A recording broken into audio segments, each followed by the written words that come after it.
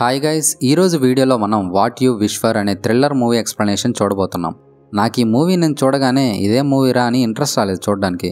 But movie ఒకసారి చూడడం start చేశాక పర్లేదు, ఒక మంచి థ్రిల్లర్ చూసే అనిపించింది. మీరు ఒకవేళ ఈ మూవీని చూడాలి అనుకుంటే ప్రైమ్ వీడియోలో అవైలబుల్గా ఉంది, చూసేసేయండి. వీడియో స్టార్ట్ చేయబోయే ముందు మీ అందరికీ చిన్న రిక్వెస్ట్ గైస్, మీరు ఈ వీడియో అంతా చూసేశాక మీకు కానీ మా ఎక్స్ప్లెనేషన్ నచ్చినట్లయితే వీడియోని తప్పకుండా లైక్ చేయండి. మీరు అలా లైక్ చేయడం వల్ల మన వీడియో ఇంకొంతమందికి రికమెండ్ అవుతుంది. ఇదే మీరు మాకు ఇచ్చే సపోర్ట్. అండ్ మూవీ మీద మీ ఒపీనియన్ని కామెంట్ సెక్షన్లో మాతో పంచుకోండి. అలాగే మన వీడియోని మూవీ ఎక్స్ప్లెనేషన్స్ వినే ఒక ఫ్రెండ్కి కానీ ఫ్యామిలీ మెంబర్కి కానీ షేర్ చేయండి. ఇక లేట్ చేయకుండా మనం మూవీలోకి వెళ్ళిపోదాం.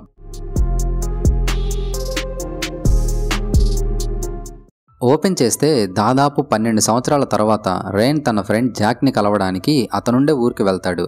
జాక్ అరేంజ్ చేసిన కారులో రేన్ ఇంటికి వెళ్తుండగా ఆ డ్రైవర్ రేన్కి జాక్ ఇచ్చిన లెటర్ని ఇస్తాడు. జాక్ ఆ లెటర్లో నాకు కొంచెం పనుంది, నేను బయటకు వెళ్తున్నాను, నువ్వు ఇంట్లోకి వెళ్ళి రెస్ట్ తీసుకో అని ఇంటి కోడ్ని రాసి ఉంటాడు. కట్ చేస్తే ఇక రేన్ ఇంటి దగ్గరికి వెళ్తాడు. జాక్ ఉంటున్న ఇంటిని చూసిన రేన్కి జాక్ చాలా లగ్జరీ లైఫ్ని లీడ్ చేస్తున్నాడని అర్థమవుద్ది. జాక్ అండ్ రేన్ ఇద్దరు షెఫ్స్ అన్నమాట. కట్ చేస్తే జాక్ ఇంటికి వస్తాడు. ఇద్దరూ కాసేపు సరదాగా మాట్లాడుకుంటూ గడిపేస్తారు.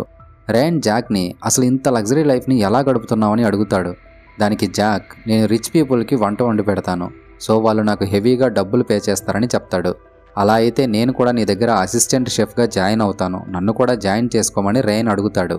కానీ జాక్ మాత్రం ఇప్పుడు కొత్త షెఫ్లు అయితే అవసరం లేదని టాపిక్ని డైవర్ట్ చేసేస్తాడు. నెక్స్ట్ డే మార్నింగ్ ఇద్దరూ తినడం కోసమని బయటికి వెళ్తారు. అప్పుడు వాళ్ళకి ఎలిస్ అనే అమ్మాయి పరిచయం అవుద్ది. ఆ అమ్మాయి వీళ్ళిద్దరిని అసలు మీరేం చేస్తుంటారని అడిగితే మేమిద్దరం షెఫ్స్ అని చెప్తారు. సో ఇద్దరిలో బెస్ట్ షెఫ్ ఎవరు అని తెలుసుకోవడం కోసం ఇద్దరు పోటీ పడాలనుకుంటారు. ఇక ముగ్గురు ఇంటికి వెళ్తారు. ఇంటికి వెళ్ళిన తర్వాత ఇద్దరు ఒకే వంటని రెడీ చేస్తారు. ఎలిస్ కళ్ళకి గంతలు కట్టి వాళ్ళు రెడీ చేసిన ఫుడ్ని ఇస్తారు. ఎలిస్ ఆ ఫుడ్ని తిని రేన్ చేసిన ఫుడ్ కొంచెం బాగుందని చెప్తుంది. ముగ్గురు కాసేపు సరదాగా టైం స్పెండ్ చేస్తారు. ఆ తర్వాత ఇక ముగ్గురు నిద్రపోతారు. నెక్స్ట్ డే మార్నింగ్కి ఎలిస్ వెళ్ళిపోతుంది. జాక్ కూడా తనకి పనుందని రేన్తో చెప్పి వెళ్ళిపోతాడు. ఇక రేన్ ఇల్లంతా తిరుగుతూ ఉండగా వాడికి జాక్ ల్యాప్టాప్ కనిపిస్తుంది. ఆల్రెడీ అది జాక్ బ్యాంక్ అకౌంట్లోకి లాగిన్ అయి ఉండడంతో రేన్ బ్యాంక్ బ్యాలెన్స్ని చెక్ చేస్తాడు. తీరా చూస్తే జాక్ అకౌంట్లో ఇదిగో ఇంత అమౌంట్ ఉంటుంది. ఇది మన ఇండియన్ కరెన్సీలోకి మారిస్తే ఆల్మోస్ట్ 18,86,00,000కు పైనే అనమాట. జాక్ అకౌంట్లో ఇంత డబ్బులు ఉన్నాయని రేన్ కొంచెం షాక్ అవుతాడు. కట్ చేస్తే నైట్కి జాక్ ఇంటికి వస్తాడు. ఇద్దరూ మళ్ళీ సిట్టింగ్ వేసి తాగుతూ కాసేపు మాట్లాడుకొని ఆ తర్వాత నిద్రపోతారు. మరుసటి రోజు ఉదయం ప్రశాంతమైన ప్రకృతిని చూస్తూ రేన్ ఇంట్లోకి వస్తుండగా సడన్గా జాక్ ఉరివేసుకుని ఉండడం కనిపిస్తుంది.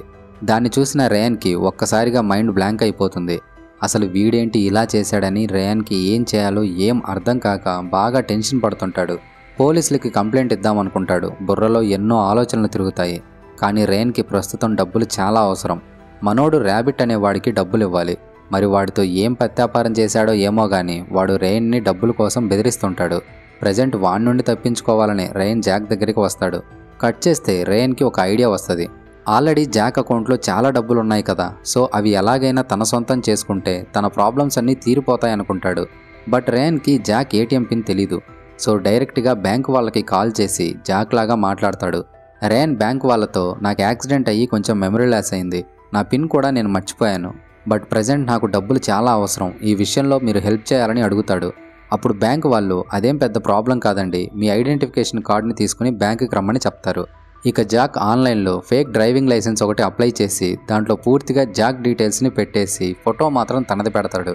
ఆ టైంలో ర్యాబిట్ రేన్ మదర్ ఫోటోని వాడికి పంపించి 2 రోజుల్లో డబ్బులు ఇవ్వకపోతే మీ అమ్మ నీకు దక్కదని వార్నింగ్ ఇస్తాడు. అప్పుడు రేన్, అంత పని చేయొద్దు, 1 వారం టైం ఇవ్వు, నేను ఎక్స్ట్రా మనీ ఇస్తానని అంటాడు. సరే, నాకు 50,000 ఎక్స్ట్రా ఇవ్వమని చెప్పి ర్యాబిట్ 1 వారం టైం ఇస్తాడు. కట్ చేస్తే రేన్ జాక్ డెడ్ బాడీని ఒక చెరువులో పడేస్తాడు. ఇంకేముందులే, ఈ విషయం ఎవరికీ తెలియదని రేన్ చాలా పీస్ఫుల్గా ఉంటాడు. నెక్స్ట్ డే జాక్ ఉండే ఇంటి దగ్గరికి జెన్ అండ్ మౌరిస్ అనే ఇద్దరు వ్యక్తులు వస్తారు. జాక్ ఒక ఏజెన్సీకి వంట చేస్తుంటాడు కదా, ఈ ఇద్దరు వ్యక్తులు ఆ ఏజెన్సీకి సంబంధించిన ఏజెంట్స్ అన్నమాట. వాళ్ళు రేన్ని జాక్ అనుకుంటారు. వీడు కూడా తనే జాక్ అన్నట్టు వాళ్ళతో మాట్లాడతాడు. ఆ టైంలో రేన్కి ఒక వంట చేస్తే 3 లక్షలు ఇస్తారని తెలుస్తుంది. సో రేన్ జెన్ని, నాకు ఒక 50,000 అడ్వాన్స్ కావాలి, కొంచెం పనుందని చెప్తాడు. ఇక జెన్ 50,000 ట్రాన్స్ఫర్ చేస్తుంది. రేన్ ఆ డబ్బుని ర్యాబిట్కి ట్రాన్స్ఫర్ చేసేస్తాడు. డిన్నర్ ఇంకో 2 రోజుల్లో మొదలవుతుంది. సో పని మొదలు పెడదామని అనుకుంటారు. జెన్ అండ్ మౌరిస్ రేన్ని ఒక చర్చి దగ్గరికి తీసుకెళ్తారు. జెన్ రేయాన్తో ఇక్కడికి వచ్చి వెళ్లే మనుషులైతే కాస్త హెల్దీగా ఉంటారు, మన డిన్నర్కి 2 మనుషులు కావాలని చెప్తుంది. అప్పుడు రేయాన్కి అర్థమవుద్ది, ఓహో నేను వంట చేయబోయేది ఒక మనిషినా అని. ఆ విషయం తెలిసి మనోడికి చాలా భయం వేస్తుంది. అసలు మనిషిని ఎలా వండగలను, నేను వండలేనేమో అని అంటాడు. దానికి జెన్, నువ్వు ఒక్క వంట పాడు చేసినా సరే నిన్ను చంపేస్తారని చెప్తుంది. ఆ మాటకి రేయాన్కి కొంచెం భయం వేసి, అరే ఏంట్రా బాబు ఇలాంటి సిచ్యువేషన్లో వీళ్ళ దగ్గర ఇరుక్కుపోయానని భయపడి వంట చేస్తానని అంటాడు. సరే రేపొచ్చి మనుషుల్ని తీసుకెళ్దామని ఇంకా ఇంటికి వచ్చేస్తారు. తన ఫ్రెండ్ ఎందుకు సూసైడ్ చేసుకుని చనిపోయాడో ఇప్పుడు రేయాన్కి అర్థమయ్యి చాలా బాధపడతాడు. మిడ్నైట్ 2 గంటలకి రేయాన్ పారిపోవాలనుకుంటాడు. కానీ జెన్ అండ్ మోరిస్ ఇద్దరూ మేల్కొని ఉండడంతో వాడి ప్లాన్ ఫెయిల్ అవుద్ది. Next day morning Morris and rayon ఇద్దరూ చర్చి దగ్గరికి వెళ్తారు. డిన్నర్కి ఒక తల్లి కూతురులను సెలెక్ట్ చేసుకుని వాళ్ళిద్దరిని ఫాలో అవుతూ వెళ్తారు. కానీ కొంత దూరం వెళ్ళిన తర్వాత వాళ్ళు మిస్ అవుతారు. వాళ్ళని వెతుక్కుంటూ వెళ్ళిన వీళ్ళిద్దరికీ పక్కనే ఒక మెకానిక్ షెడ్ దగ్గర జోస్ అనే వ్యక్తి కనిపిస్తాడు. డిన్నర్కి వచ్చే వాళ్ళందరూ కూడా చాలా రిచ్ పర్సన్స్. వాళ్ళు ఒక్క డిన్నర్కి 1.5 మిలియన్స్ ఖర్చు పెడతారు. సో వాళ్ళకి మంచి టేస్టీ అండ్ హెల్దీ హ్యూమన్ ఫుడ్ని రెడీ చేసి పెట్టాలి. వీడైతే కరెక్ట్గా సరిపోతాడని వాడిని సెలెక్ట్ చేసుకుంటారు. కార్ కొంచెం పాడైంది, వచ్చి రిపేర్ చేస్తావా అని వాడిని కారు దగ్గరికి తీసుకొస్తారు. వాడు కార్ కింద ఉండి రిపేర్ చేస్తుండగా మోరిస్ వాడిని, నువ్వు హెల్దీ ఫుడ్డే తింటావా అని అడుగుతాడు. దానికి వాడు, బయట ఫుడ్ తిని హెల్త్ పాడు చేసుకోవడం ఎందుకు, అందుకే నేను హెల్దీగా ఇంట్లో ఫుడ్డే తింటానని అంటాడు. ఇక వీడైతే కరెక్ట్గా సరిపోతాడని మోరిస్ వాడిని షూట్ చేసి చంపేస్తాడు. ఇక జోస్ని కారులో వేసుకుందాం అనుకునే లోపు ఆ తల్లి కూతుర్లు వీళ్ళు మమ్మల్ని ఫాలో అవుతున్నారని పోలీసుని తీసుకుని వస్తారు. పోలీస్ రావడంతో వీళ్ళిద్దరూ కాస్త టెన్షన్ పడతారు. ఆ పోలీస్ ఆఫీసర్, ఏంటి మీరు వీళ్ళని ఫాలో అవుతున్నారంట అని అడుగుతాడు. దానికి మోరిస్, మేము వాళ్ళని ఎక్కడ ఫాలో అయ్యాం, మేము హోటల్ పెట్టడానికి మంచి ప్లేస్ వెతుక్కుంటున్నామని చెప్తాడు. అండ్ రేయాన్ని చూపించి ఇతనే మా హోటల్ని కట్టబోయే ఆర్కిటెక్ట్ అని చెప్తాడు. కట్ చేస్తే వాళ్ళిద్దరూ ఇక అక్కడి నుంచి వచ్చేస్తారు. జెన్ కార్ దగ్గరికి వచ్చి, ఏంటి ఒక మనిషినే తెచ్చారా అని అడగడంతో, ఇందులో పోలీసులు ఇన్వాల్వ్ అయ్యారు, సో మనం ఒక్కడితోనే సరిపెట్టుకోక తప్పదని మోరిస్ అంటాడు.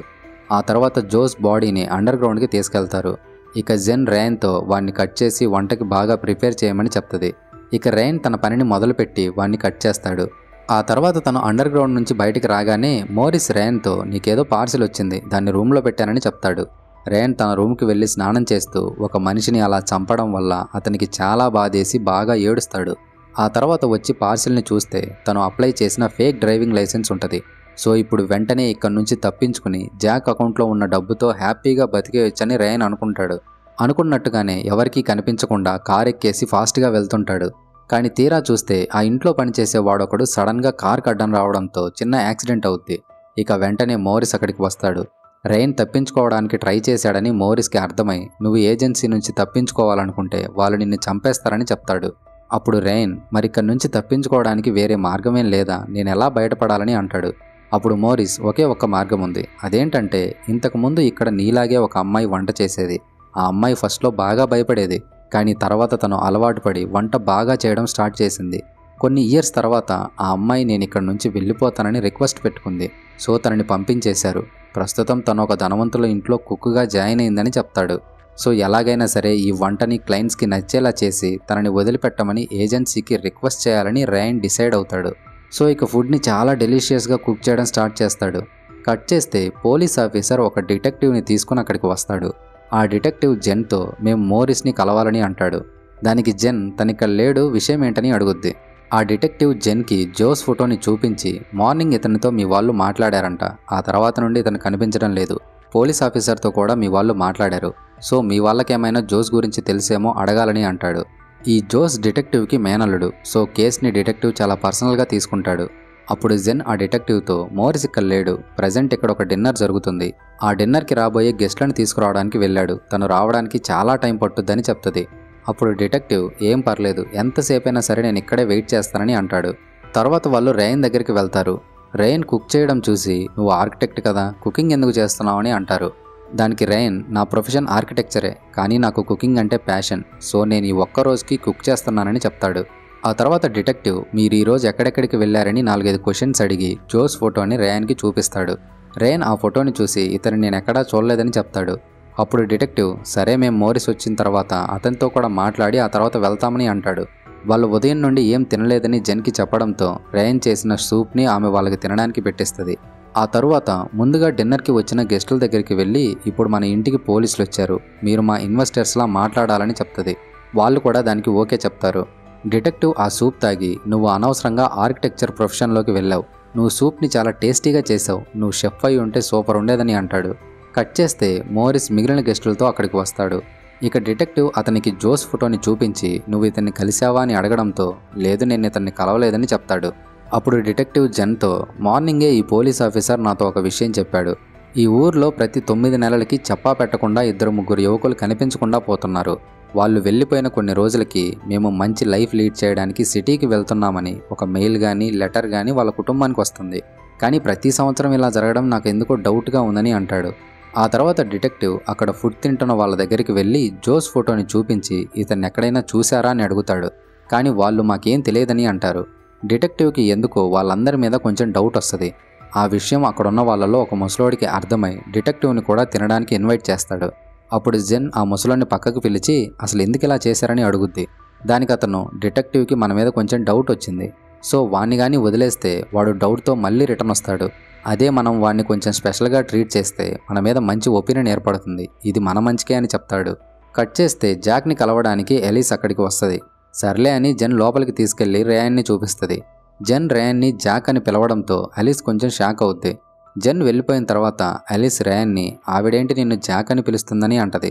కానీ రేయన్ మాత్రం సరిగా ఆన్సర్ ఇవ్వకుండా ఏదో కవర్ చేసి ఏంటి విషయం సడన్గా వచ్చావని అడుగుతాడు. నేను జాక్ని కలవడానికి వచ్చాను, తను ఎక్కడా అని ఎలిస్ అడగడంతో జాక్ ఊరెళ్ళాడు, ఇప్పుడల్లా రాకపోవచ్చని రేయన్ చెప్తాడు. ఎలిస్ రేయన్తో బయటేమో పోలీసులు ఉన్నారు, నిన్నేమో వీళ్ళు జాక్ అని పిలుస్తున్నారు, ఏంటి సంగతి అని అక్కడున్న మాంసం తింటది. అప్పుడు రేయన్ నువ్వు ఆ మాంసం తినకూడదు ఎలిస్, అక్కడే పెట్టేసేయని అంటాడు. సర్లే ఇక నేను వెళ్తున్నానని ఎలిస్ రేయన్ని హగ్ చేసుకుంటుంది. ఆ టైంలో పక్కనే బ్లడ్ బాయిల్ అవడం ఎలిస్కి కనిపిస్తుంది. అండ్ రేయన్ జాక్ వాచ్ని పెట్టుకుని ఉంటాడు. ఇవన్నీ చూసిన యాలిస్కి వీళ్ళేంటి జాక్ని ఏమైనా వండుకొని తింటున్నారా అని భయం వేసి అక్కడి నుంచి ఫాస్ట్గా వెళ్ళిపోయి కార్ స్టార్ట్ చేస్తుంది. తన కార్ ఎక్కి కార్ స్టార్ట్ చేస్తే కార్ స్టార్ట్ అవ్వదు. అప్పుడు మోరిస్ అక్కడికి వచ్చి సరే నేను క్యాబ్ బుక్ చేస్తానులే, నువ్వు పక్కన కూర్చోని చెప్తాడు. ఎలిస్ తొందరగా వెళ్ళిపోవాలని చాలా టెన్షన్ పడుతూ అక్కడే కూర్చుంటుంది. కట్ చేస్తే అందరూ డిన్నర్ చేస్తుంటారు. డిటెక్టివ్ ఆ ఫుడ్ని తిని మైమర్చిపోయి అసలు ఏం ఫుడ్ ఇది, ఇంత టేస్టీగా ఉంది, ఒకసారి మీ చెఫ్ని పిలుస్తారా అని అడుగుతాడు. కానీ వాడు తినేది మనిషి మాంసమని, అది కూడా వాడి మేనల్లుడి శరీరమే అని వాడికి తెలిస్తే ఏమైపోతాడో మరి. మరోవైపు రేయన్ జెన్తో ఇంతకుముందు ఇక్కడ పనిచేసిన ఒక అమ్మాయి ఏజెన్సీతో మాట్లాడి వెళ్ళిపోయిందంట కదా అని అడుగుతాడు. దానికి జెన్ రేయన్తో ఆ అమ్మాయి ఏజెన్సీతో మాట్లాడిన విషయం నిజమే, కానీ తను వెళ్ళిపోలేదు, పైకి వెళ్ళిపోయింది, తనని వండుకొని తినేశారని చెప్తుంది. అది విన్న తర్వాత ఇంకా ఇక్కడి నుంచి తప్పించుకోవడానికి వేరే మార్గమే లేదని రేయన్ భయపడిపోతాడు. అదే టైంలో డిటెక్టివ్ మిమ్మల్ని పిలుస్తున్నారని ఒక లేడీ వచ్చి రేయన్కి చెప్తుంది. రేయన్ అక్కడికి వెళ్ళాక అసలు ఇది ఏం మాంసం ఇంత టేస్టీగా ఉందని డిటెక్టివ్ అడుగుతాడు. దానికి రేయన్ ఫోర్క్ అని చెప్తాడు. నేను ఫోర్క్ని చాలాసార్లే తిన్నాను, కానీ ఇంత టేస్టీగా ఎప్పుడూ తినలేదని డిటెక్టివ్ అనడంతో ఏదైనా సరే చేసేవాడి చేతిలోనే కదా ఉంటుందని అక్కడున్న వాళ్ళు అంటారు.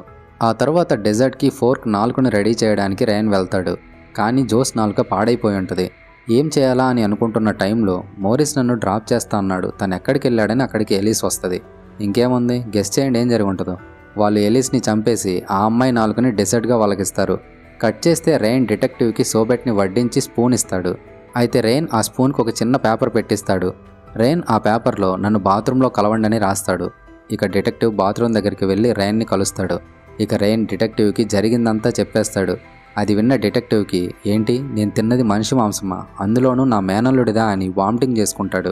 ఆ తర్వాత డిటెక్టివ్ బాత్రూమ్ నుండి బయటకు వచ్చి సరే ఇంక నేను వెళ్తున్నానని కార్ దగ్గరికి వెళ్తాడు. ఆ తర్వాత ఎవరికీ కనిపించకుండా రేయన్ని అండర్ గ్రౌండ్ దగ్గర కలుస్తాడు. రేయన్ డిటెక్టివ్ని అండర్ గ్రౌండ్ లోపలికి తీసుకెళ్లి వాళ్ళ నెట్వర్క్ చాలా పెద్దదని చెప్తూ అక్కడున్న జోస్ హెడ్ని చూపిస్తాడు. అండ్ డిటెక్టివ్కి చనిపోయిన ఎలిస్ డెడ్ బాడీ కూడా పక్కనే కనిపిస్తుంది. అసలు ఇంకా వీళ్ళని వదలకూడదు అని డిటెక్టివ్ డిసైడ్ అవుతాడు. పోలీసులకు ఫోన్ చేసి వాళ్ళని ఇక్కడికి రప్పించాలనుకుంటాడు. కానీ డిటెక్టివ్ తన ఫోన్ని అదే ఇంట్లో ఛార్జింగ్ పెట్టి మర్చిపోయి ఉంటాడు. సో ఎలాగైనా సరే ఫోన్ తీసుకొస్తానని రేయన్ ఇంట్లోకి వెళ్తాడు. రేయన్ ఎవరికీ కనిపించకుండా ఫోన్ని తీసుకుంటాడు. అప్పుడు జెన్ రేయన్తో నువ్వు వంటను చాలా బాగా చేసావు, వాళ్లకు బాగా నచ్చిందని చెప్తుంది. మరోవైపు మోరిస్ అండర్ గ్రౌండ్లోకి వెళ్ళి డిటెక్టివ్ని చంపేస్తాడు. రేయన్ అండర్ గ్రౌండ్లోకి వెళ్ళి చూస్తే ఎలిస్ డెడ్ బాడీ పక్కనే డిటెక్టివ్ డెడ్ బాడీ కూడా పడుంటుంది. మోరిస్ రేయన్తో ఈ డిటెక్టివ్ గాడు కిందికి వచ్చి మొత్తం చూసేశాడు, అందుకే వీన్ని చంపేశానని చెప్తాడు. కట్ చేస్తే డిటెక్టివ్ పంపించినట్టుగా జెన్ డిటెక్టివ్ చెల్లికి ఒక ఈమెయిల్ పెడుతుంది. ఆ ఈమెయిల్లో జోస్ సిటీలో ఒక అమ్మాయితో ఎఫ్ఐఆర్ పెట్టుకున్నాడు, వాడి అడ్రస్ నాకు తెలిసింది, సో వాడిని తీసుకొని వస్తానని రాస్తుంది. Next day morning Jen and Morris breakfast చేస్తుండగా రేయన్ అక్కడికి వస్తాడు. అప్పుడు జెన్ రేయన్తో, నీ వంట గురించి అందరూ చాలా పొగుడుతున్నారు, నువ్వు చాలా రిచ్ అయిపోతావు, నీ అకౌంట్కి మిగిలిన 2.5 లక్షలు ట్రాన్స్ఫర్ చేశానని చెప్తుంది. అప్పుడు మోరిస్ రెయిన్ మెడకి ఒక GPS చిప్ని ఇంజెక్ట్ చేస్తాడు. రెయిన్ బతుకున్నంత వరకు ఆ చిప్ పనిచేస్తూనే ఉంటుంది. నిజానికి జాక్ చనిపోయిన వెంటనే చిప్ ఆఫ్ అయ్యి ఆ విషయం ఏజెన్సీకి తెలిసిపోతుంది. జెన్ అండ్ మోరిస్కి కూడా జాక్ చనిపోయాడనే విషయం తెలుసు, కానీ వాళ్ళు రెయిన్తో బాగా నటిస్తారు. రెయిన్ వంట బాగా చేయడంతో ఇక రెయిన్ని ఇప్పుడు చెఫ్గా అపాయింట్ చేసుకుంటారు. సో జాక్ చనిపోయాడని తెలిసి కూడా వీళ్ళు నాతో నటించారని రెయిన్కి ఇప్పుడు అర్థమవుతుంది. నేను ఇక వీళ్ళ దగ్గర నుంచి ఎప్పటికీ తప్పించుకోలేను, సైలెంట్గా వంట చేస్తూ ఉంటే కనీసం ప్రాణాలతో అయినా ఉంటానని రెయిన్కి అర్థమవుద్ది. నెక్స్ట్ మంత్ వంటకి ఆఫ్రికాలో కలుద్దామని జెన్ రెయిన్కి చెప్తుంది. ఇక రెయిన్ అక్కడి నుండి లండన్లో ఉన్న తన ఇంటికి బయలుదేరతాడు. సో ఇక్కడితో ఇక మూవీ అయిపోతుంది. మీరు ఇక్కడి వరకు వీడియోని కంటిన్యూ చేస్తూ చూసినట్లయితే మీరు ఈ వీడియో వల్ల కాస్త ఎంటర్టైన్ అయ్యారని మేము ఫీల్ అవుతున్నాం. సో ఇక్కడి వరకు వీడియోని కంటిన్యూ చేస్తూ చూసిన వాళ్ళు తప్పకుండా వీడియోని లైక్ చేయండి. అండ్ స్టోరీ అంతా వినేశారు కదా, సో ఈ మూవీ మీద మీ ఒపీనియన్ని కామెంట్ సెక్షన్లో మాతో పంచుకోండి. ఒపీనియన్ అంటే ఏం లేదు గైస్, ఈ మూవీ స్టోరీ మీకు ఎలా అనిపించింది, మిమ్మల్ని ఎగ్జైట్ చేసిందా లేదంటే డిస్టర్బింగ్గా అనిపించిందా, ఏదైనా సరే మీ ఒపీనియన్ని కామెంట్ చేయండి. అలాగే మీలాగే మూవీ ఎక్స్ప్లెనేషన్స్ వినే మీ ఫ్రెండ్కి కానీ ఫ్యామిలీ మెంబర్కి కానీ ఈ వీడియోని షేర్ చేయండి. మనం మళ్ళీ మరో వీడియోతో కలుద్దాం. అంతవరకు టేక్ కేర్, బాయ్.